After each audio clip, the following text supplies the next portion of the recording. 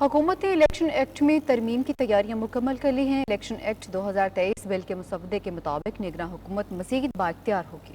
نگران حکومت ملکی معیشت سے جڑے اہم فیصلے بھی کر پائے گی۔ اسے غیر ملکی اداروں کے ساتھ بھی معاہدوں کا اختیار ہوگا۔ تفصیلات کے لیے یہ رپورٹ دیکھیے۔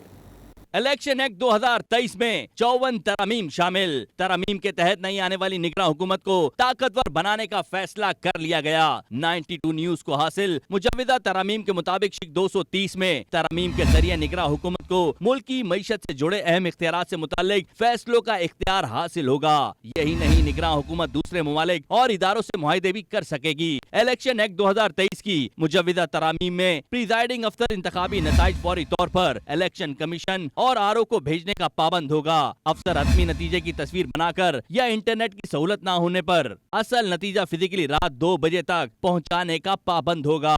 اگر اس کے باوجود تاخیر ہوتی ہے تو افسر کے پاس صبح 10 بجے تک ڈیڈ لائن ہوگی، تاہم اسے تاخیر کی ٹھوس وجہ بتانا ہوگی۔ مجوزہ ایکٹ میں غفلت برتنے والے پریزائڈنگ اور ریٹرننگ افسران کے خلاف فوجداری کارروائی کی جائے گی۔ باضابطہ اخلاق کی خلاف ورزی کا فیصلہ 15 کے بجائے 7 روز میں کیا جائے گا، جبکہ امیدوار 10 روز کے اندر حلقے میں پولنگ عملے کی تعیناتی چیلنج کر سکے گا۔ یہی نہیں، مجوزہ ایکٹ کے مطابق الیکشن کمیشن پولنگ سے 1 روز قبل شکایت نمٹانے کا پابند ہوگا۔ نادر الیکشن کمیشن کو نئے شناختی کارڈ کے ریکارڈ کی فراہمی کا پابند ہوگا۔ امیدوار 60 روز میں قومی اسمبلی یا سینٹ کی نشست پر حلف لینے کا پابند ہوگا۔ حلف نہ لینے پر سیٹ خالی تصور کی جائے گی۔ سینٹ اور ٹیکنوکریٹ کی نشست پر تعلیمی قابلیت کے علاوہ 20 سالہ تجربہ بھی درکار ہوگا۔ مجوزہ ایکٹ کے تحت انتخابی عملے کو اپنی تحصیل میں ڈیوٹی دینے کی اجازت نہیں ہوگی۔ الیکشن کمیشن کو پولنگ عملے کی تفصیلات ویب سائٹ پر جاری کرنے سے متعلق کہا گیا ہے۔ مجوزہ ایکٹ میں حتمی نتائج کے 3 روز کے اندر سیاسی جماعتیں مخصوص نشستوں کی حتمی ترجیح فہرست فراہم کریں گی، جبکہ قومی اسمبلی کی نشست کے لیے 40 لاکھ سے